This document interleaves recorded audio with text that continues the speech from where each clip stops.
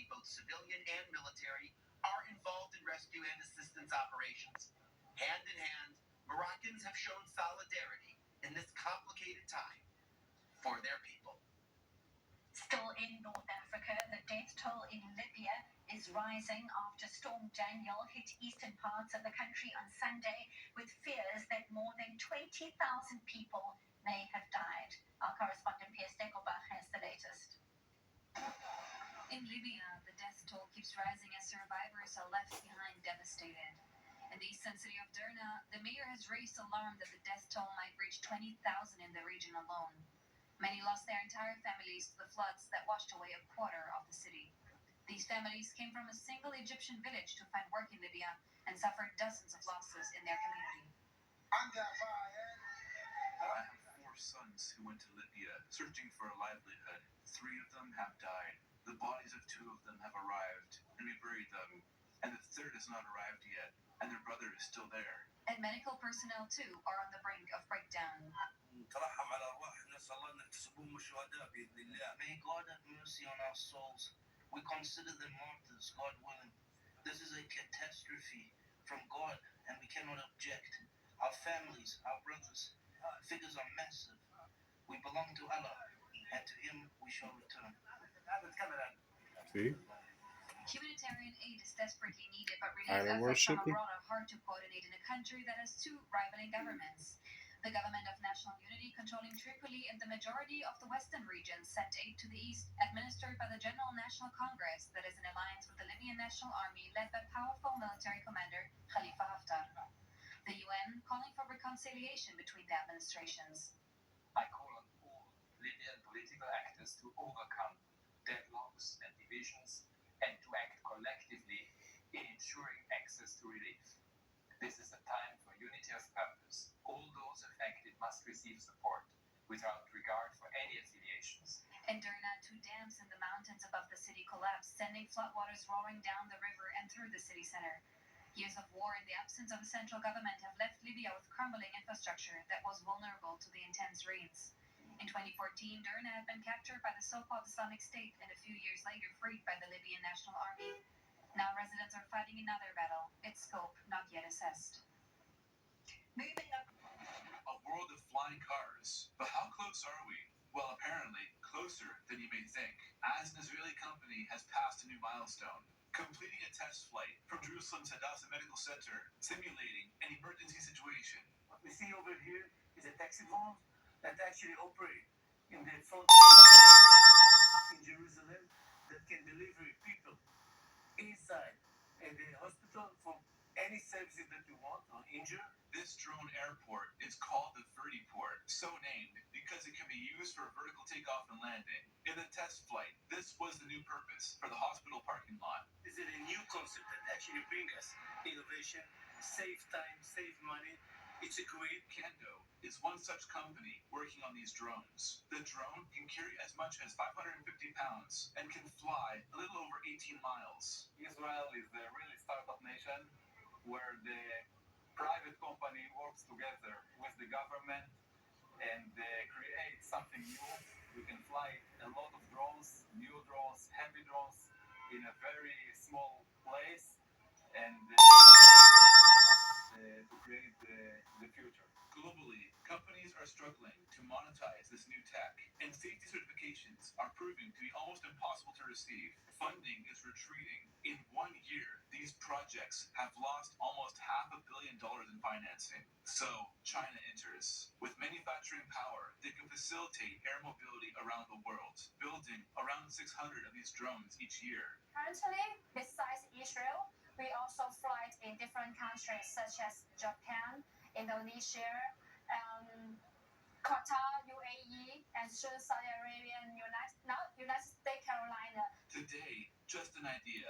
In the future, a life-saving network in the skies. Operating with non-union workers paid much, much less than the union workers. And then go to Mexico, where recently the number of auto workers in Mexico is higher now than the number of auto workers in the U.S. And where the Detroit 3 companies have 20 facilities among them down there making cars with people who are paid literally as little as $8 or $9 a day. And so the yin and the yang of this, so to speak, is that the more the workers make, the possibility is that there'll be fewer jobs, and there needs to be a balance on the $8 or $9 a day. for this to work. I don't want to be Wow, and the CEO's making big bucks. have a choice on whether to keep the plants here or to move them to the south or to Mexico where they make less dollars. I just am stuck on what the union conceded to help keep these companies afloat, and this idea that we helped you in your time of need. We feel like now that everything is going so well, and it's clearly going quite well, that we should share in that profitability. We should share in that hard work done over the past 15 years. Goldman Sachs researchers modeled what a 40% raise would cost. I'll put the numbers up on the screen. They project a 40% raise for workers would cost between $4 billion to $6 billion over 4 years for GM and Ford. They didn't model Stellantis. Gross profit last year was $22.344 billion. That's a 32% increase. Brian said that a moment ago. Ford, their profit, $25.5 billion, a 9%, give or take, increase over 12 months. With numbers like that, what can the companies reasonably afford to give the workers while still maintaining the money that they need, and this is key, to develop and to innovate on electric vehicles where they have a whole lot of competition? Well, as your figures implied, and I wouldn't argue with them, the amount that the unions are asking for relative to the profits is not life-threatening by any stretch of the imagination. I certainly get that. Labor is only one relatively small part of the cost of making a car, so yes, you can pay labor more and still make a car. Nonetheless, in our capitalistic society, for better or worse, companies are tasked with essentially keeping costs as low as possible, and if costs in the Midwest to make cars goes up too much, those jobs will move, whether they can afford to keep them in the Midwest or not. Unless you legislate it, they will move.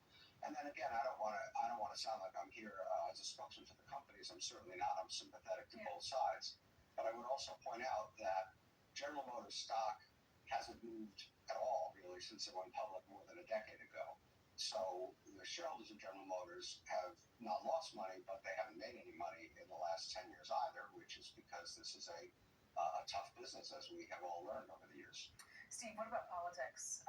If they do walk out and there's 145,000 people on strike in the upper Midwest, the Rust Belt, the Blue Wall, how threatening is that for a re-election for President Biden?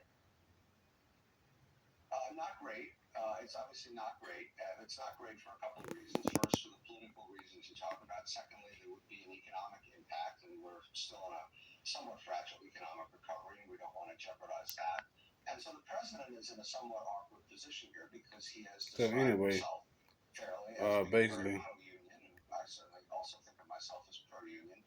But on the other hand, these people, to get this as I said in the early video, I think you're going to see, I've already seen the White House, trying their best to try to bring these people are not right. You can see they don't even do their own people right. So how they gonna do somebody else right? There it is. The CEOs making all this money from these car companies, and can't even give their people raises. That's crazy. But that's America, and with the cheap labor, Do you know the details of that deal? want the work done, but don't want to pay the workers. I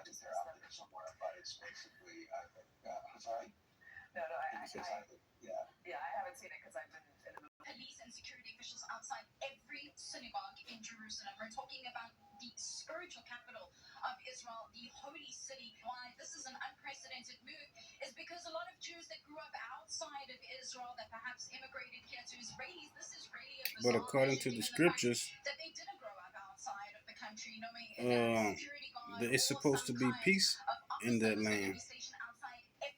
Since the Jews are in the land, it's supposed to be peace. No more fighting or wars. So why so heavily armed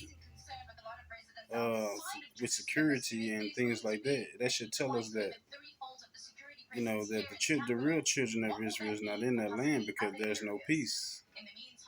No peace in the land.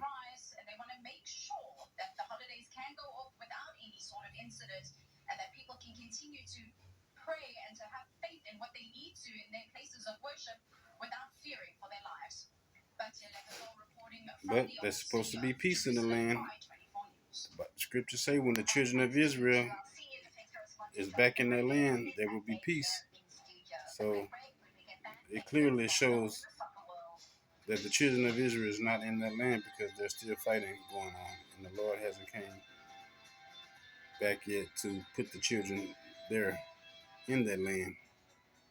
So I wanted to share that with you guys. There's some more news. Remember to like, share, and subscribe. I'll be back with the next one. Peace.